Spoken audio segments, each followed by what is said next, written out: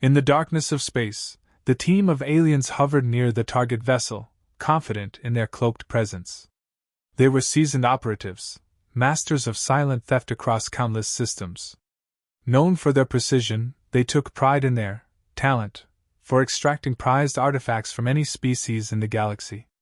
Each member of the team had faced a variety of life forms, but they always looked forward to new challenges. This time, they had chosen something unusual, a human ship. Their leader, a tall, slender creature with a scaled, obsidian skin, hissed through its transliterator. "This Deathworlder fear is absurd. I've yet to see anything in this galaxy that a set of claws and wit couldn't handle." The rest of the crew murmured in agreement. They saw themselves as hunters above the prey they stalked. In the corner, a younger alien flicked one of its tentacle-like fingers nervously. "But the Deathworlders, they say they survive on the most inhospitable planet in this sector. Their bodies withstand poisons, endure severe climates. They're rumored to be unpredictable." There was a brief silence as the crew members eyed each other, then broke into a guttural, rasping laughter. "Unpredictable," scoffed the leader, "is just an excuse for their own species' inadequacies. These Deathworlders are a myth built on exaggerated tales." They had heard stories, legends of these so-called Deathworlders. Supposedly, they were creatures that thrived in a hostile world filled with chaotic climates, fierce wildlife, and limited resources. Rumors had painted humans as both cunning and savage, capable of turning the most innocent of items into weapons. But to this team of expert thieves, it all sounded like mere superstition, exaggerated to keep invaders at bay. Ignoring the younger one's apprehensions, they focused on their goal. They had learned that this particular human ship, a sleek silver vessel drifting in the solitude of space, was carrying something of interest. From intercepted transmissions, they had determined it contained something Earth deemed critical. Perhaps a form of valuable tech, possibly a resource unique to the Deathworlders. Either way, it was something worth acquiring and adding to their impressive collection. The target was unmistakable in its human design. Its boxy, functional structure was patched with signs of wear. Human technology, in their eyes, was always unsophisticated yet strangely effective. "Humans lack finesse," one of the aliens commented, clicking in amusement. "They focus so much on function, they forget the elegance of creation. A primitive culture that bumbles its way through the cosmos." They found the very notion of humans' strength almost comical. As they closed in, the cloaking system hummed to life, casting their ship into a veil of invisibility. They moved with absolute confidence. The human vessel floated unaware of the silent approach, like prey basking in the ignorance of its own peril. With practiced skill, the aliens disabled minor sensors on the human ship, maneuvering into position to board. To them, this was nothing more than a simple heist. They had done it 100 times before with other ships, other species. Humans were no different, they believed. One by one, they slithered onto the human vessel, careful not to make a sound. Their movements were calculated, each step rehearsed. It was eerily quiet, almost peaceful. As they crept through the darkened halls, one of them stopped, staring at a peculiar object plastered to a wall. It was a photograph of a human with a giant toothy grin, holding a small, furry creature with wide eyes and floppy ears. "What is this?" one alien muttered, staring at the strange image, confused. "It's just more primitive nonsense," the leader dismissed. "Humans and their odd attachments to other creatures." Another alien shrugged, ignoring it, though a hint of unease lingered. With swift efficiency, they located the storage compartment containing their prize. The item looked trivial to their eyes, nothing more than a sleek metallic box with a few blinking lights. A survival kit of some sort, based on the markings, a bit of Earth tech meant to sustain humans in hostile environments. They sneered, assuming it to be a crude device, something far beneath their own advanced survival systems. "Is this all? This is what the Deathworlders call critical," one of them mocked. Another chimed in. "Perhaps their primitive brains cannot fathom anything more sophisticated." The leader grinned, feeling a thrill. They had taken from Earth's own hand, right under its nose, and it had been laughably easy. Humans were no different from any other species they'd encountered, primitive, careless, and oblivious to the higher beings that walked among them. As they carefully transferred the object back to their ship, the crew grew cockier by the second. There had been no resistance, no alarms. They began to feel that perhaps the young one's worries had been nothing more than childish fancies. They felt almost insulted by how simple it had been. As they sealed the cargo hold and prepared to disengage, their ship's systems began to flicker, momentarily glitching. They glanced around, mildly irritated, but it was only a blip. They quickly brushed it off. Technical issues were common enough in deep space, and it wasn't the first time they'd encountered small disturbances. A moment later, their cloaking system flickered again, then stabilized. "Malfunction," one muttered. "Typical of this cheap cloaking device." Another laughed, though it sounded hollow.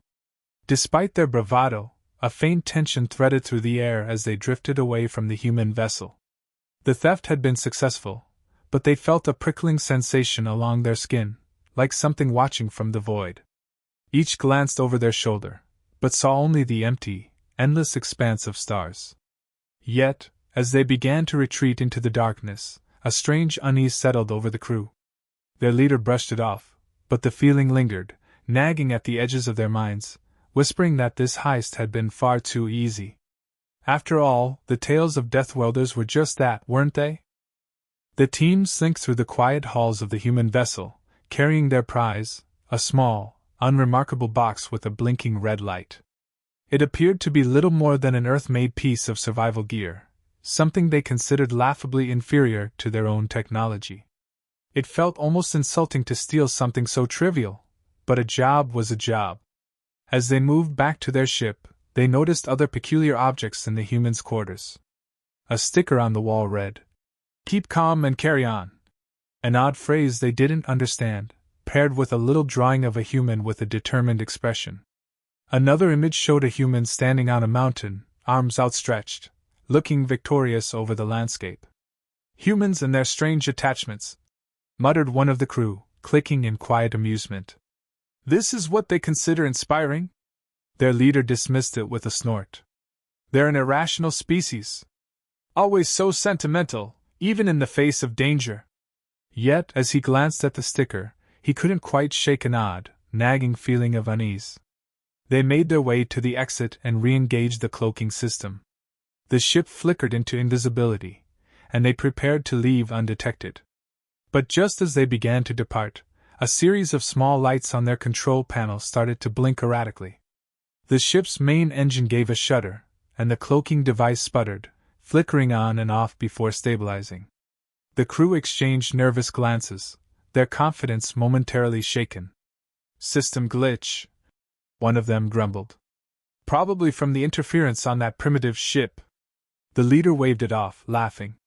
"If their tech is so basic, maybe it's rubbed off on ours.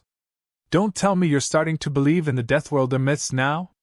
They laughed it off, though the atmosphere remained tense. They continued to drift away, relieved to see the human ship shrinking in the distance. Yet, as they accelerated, they noticed strange distortions in their sensor readings, subtle but persistent. A shadow here, a flicker there, small, inexplicable phenomena that had them glancing at each other, uneasy. As they adjusted their course, the youngest alien glanced at the human ship's storage area on the monitor. He muttered, "Do you really think this is all it is? Just some survival kit?" The leader shrugged dismissively, but even he seemed less certain. "That's all it looked like. Besides, humans are known to cling to their gadgets. This is probably precious to them because they can't survive without it." "Can't survive without it," another alien murmured, trailing off, the words hanging uncomfortably in the air. They were all seasoned thieves, well acquainted with the prized artifacts and cultural treasures they'd stolen from other worlds, but something about this simple box felt different. As they continued, the ship's lights dimmed momentarily before returning to normal, causing another round of glances. "Faulty wiring?" someone ventured, though his voice lacked conviction. They worked to distract themselves, recounting tales of their past heists and mocking other species' peculiar habits. Yet the nagging feeling persisted, heightened by the strange objects they'd encountered. One of them tried to brush it off with a joke. Perhaps that sticker was a warning. Keep calm, we should have heeded it. The others chuckled, though their laughter felt forced. They were becoming restless, plagued by small but unignorable disturbances. Their ship's engines were working, but they noticed a slight delay in response time, as if the craft itself were reluctant to flee the scene. Let's perform a systems check, suggested one crew member, his usual confidence replaced by a hint of doubt. The leader agreed, realizing that their cloaking technology hadn't acted up this way before. But the system logs showed nothing unusual. There were no errors, no signs of tampering. Everything should have been functioning perfectly, yet it all felt slightly wrong. The leader's grip tightened on the controls. He had always prided himself on rationality and logic, dismissing myths and rumors as the superstitions of weaker minds. But now, he found himself glancing over his shoulder, feeling as though unseen eyes were observing him, and for the first time, he wondered if the legends about humans held a grain of truth. Despite the creeping unease, they pressed on. It was only after they'd put significant distance between themselves and the human ship that the tension began to dissipate. They reassured themselves that their ship was cloaked, undetectable, and that nothing more than bad luck had interfered with their escape. They had successfully stolen from a Deathworlder, and the reward would surely be worth it. As they settled into their usual banter, the younger alien voiced one last question. What if the humans know? What if they can track us? The leader scoffed, though his eyes flicked to the sensor panel. Impossible. Humans don't have the technology to detect us, especially not under cloak. You're letting their superstitions get to you.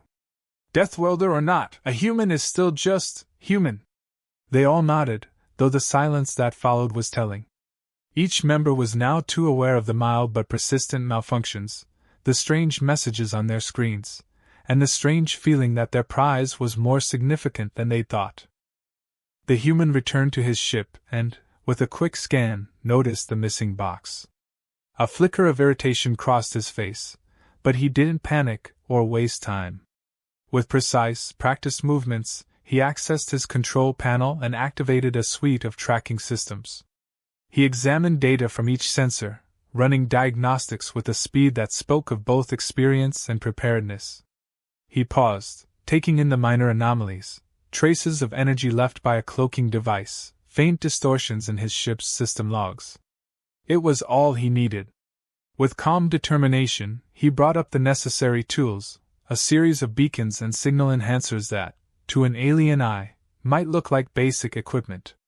Yet each was designed with a specific purpose, fine-tuned for adaptability in hostile environments. He didn't hesitate, didn't wonder or second-guess. He set a course in pursuit, confident he could catch up. Aboard the alien ship, they'd already begun celebrating, laughing off their earlier jitters. But the younger alien glanced at the radar and frowned, noticing a faint blip. Unusual signal, he muttered, more to himself than anyone else. The leader waved him off, but moments later, the blip appeared again. This time closer. The younger alien felt a chill but tried to ignore it. Yet, as they adjusted course, the signal reappeared, each time matching their evasive movements perfectly. It's following us, he said, his voice tight with apprehension. The leader scoffed. We're cloaked. They couldn't possibly know we're here. He punched a series of commands, initiating a complex evasion pattern that would have lost any conventional tracker. Yet, when he glanced back at the radar, the signal was still there, steady as a shadow. Panic rippled through the crew. They pushed the engines to maximum speed, attempted every trick they knew to shake the tail. Yet the human ship stayed close, refusing to be shaken off. The signal itself became an unspoken threat, a reminder of the humans' relentless determination. The leader's fingers danced across the controls, deploying decoys and scrambling their signal. Yet, somehow, the Deathworlder anticipated every move. As they dived into a nearby asteroid belt, hoping the dense field would shield them, the human ship mirrored their path perfectly, weaving effortlessly between the tumbling rocks. Sweat gathered on the leader's brow as he pushed the ship harder, trying to stay ahead. They banked hard around an asteroid twice the size of their craft, nearly clipping it as they maneuvered sharply. Yet the human followed, inching closer with each turn.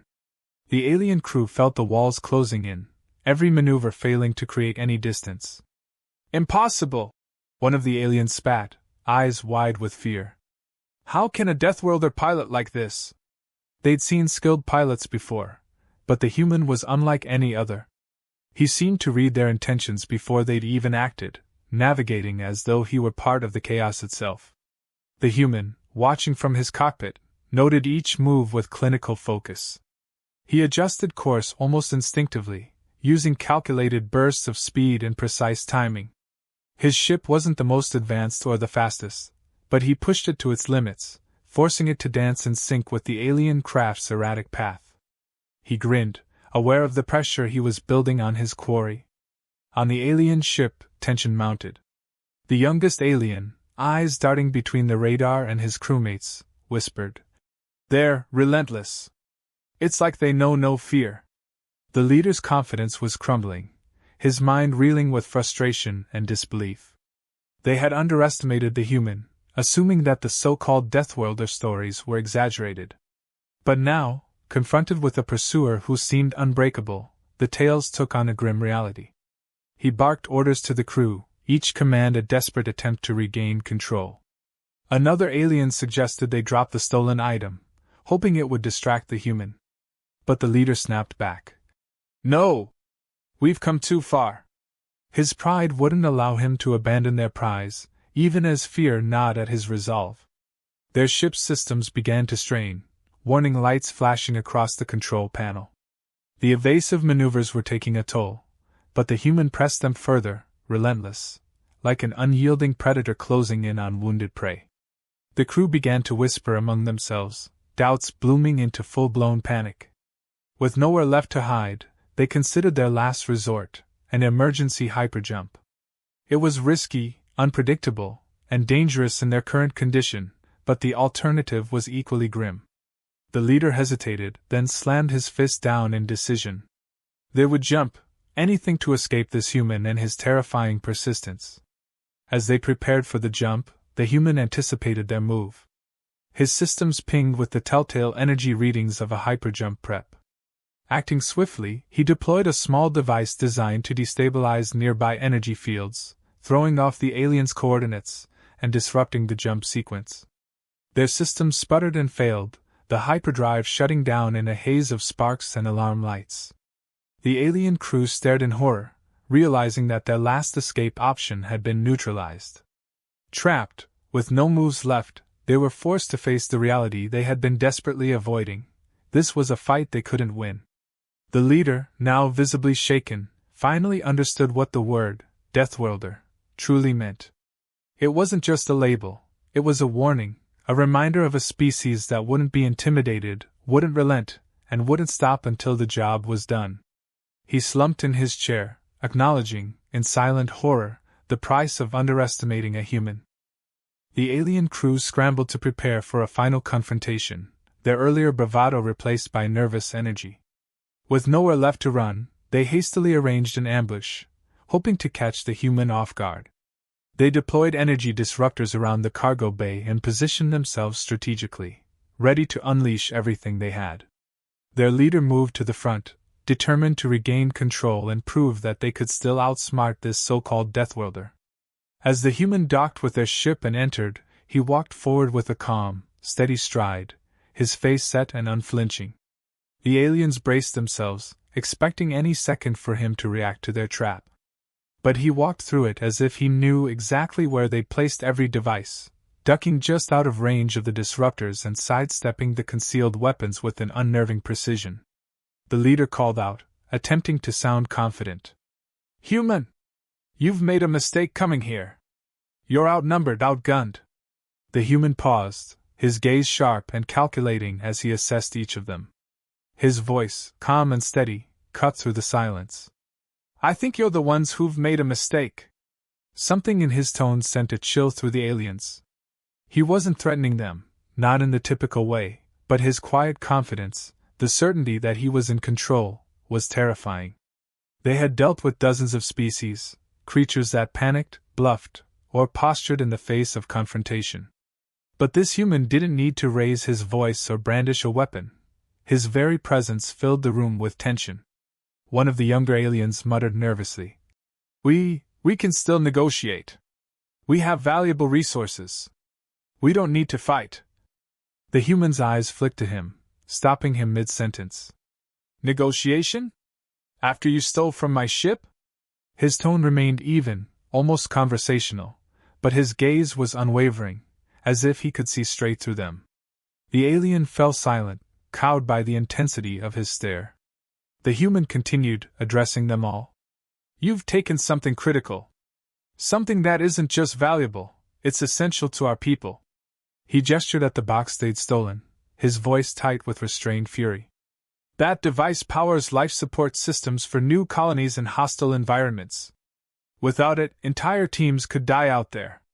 The gravity of their theft sank in, and even the most hardened of the aliens felt a pang of guilt. They'd stolen without care for its purpose, assuming it was just another item to add to their hoard. Now they understood that it wasn't merely technology, it was survival, the lifeline of a species they had foolishly dismissed as primitive. The leader shifted, attempting to regain control of the situation. "Your people could just create another one, couldn't they? We can compensate you in other ways, resources, information."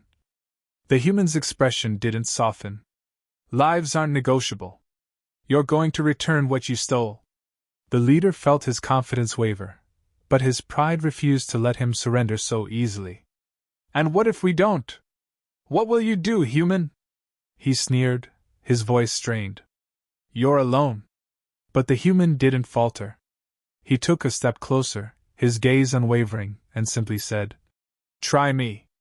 The aliens exchanged nervous glances. They had seen creatures show defiance before, but never with such controlled, unshakable confidence. It was as if this human knew exactly how this confrontation would end, and there was no scenario in which he didn't come out on top. One of the aliens, sweating and visibly panicked, turned to the leader, whispering, Maybe we should listen. Deathworlders, they're unpredictable. They don't stop." The leader hesitated, looking between his crew, who were now visibly shaken, and the human, whose calm, relentless gaze hadn't shifted once. His bravado was crumbling under the weight of that steady stare, realizing that every myth about humans had underestimated them. These weren't just creatures of survival. They were creatures of willpower, unyielding and relentless in their resolve. Desperation began to overtake the crew. They could see that the human wasn't bluffing. He'd risked his life, crossed space to retrieve this device, and wasn't going to leave without it. Their confidence, their ego, had brought them to this moment, and now they understood why other species feared humans. One of the younger aliens couldn't hold his fear any longer. "Please," he blurted, glancing between the human and his leader. We didn't know it was that important. We can give it back. We can just return it and let you go." The human's expression softened just enough to reveal a hint of exhaustion, but he held firm. "That's your only option." His tone carried finality, a clear message that this wasn't just about the stolen item. It was a lesson, a warning against underestimating humans in the future. The alien leader, realizing they had no other way out, finally conceded, his voice low and bitter. "Fine. Take it and leave us." The human moved forward, retrieving the box with a calm precision that made the aliens uneasy. He didn't gloat, didn't revel in his victory. He simply took what was his, nodded in a silent acknowledgement, and turned to leave. As he exited, the aliens felt a mix of relief and shame. They had come face to face with a Deathworlder and had been utterly outmatched, not by strength, but by sheer resilience and resolve. They'd set a trap, prepared their best tactics, yet in the end, it was the human's unbreakable will that had defeated them. The human left without another word, but his presence lingered long after he'd gone, a reminder that some prey were never meant to be hunted. The human stood before the defeated aliens, his gaze steady and uncompromising. He held their attention with an intensity that allowed no escape, offering them a final ultimatum. "You have two choices. Return what you stole and work off your debt, or face consequences in human custody." His voice was firm but calm, leaving no doubt about his resolve. The leader's shoulders sagged as he considered the options. He and his crew had set out to exploit a so-called Deathworlder, imagining they'd leave victorious and unscathed. But now they were cornered, and every path led back to submission.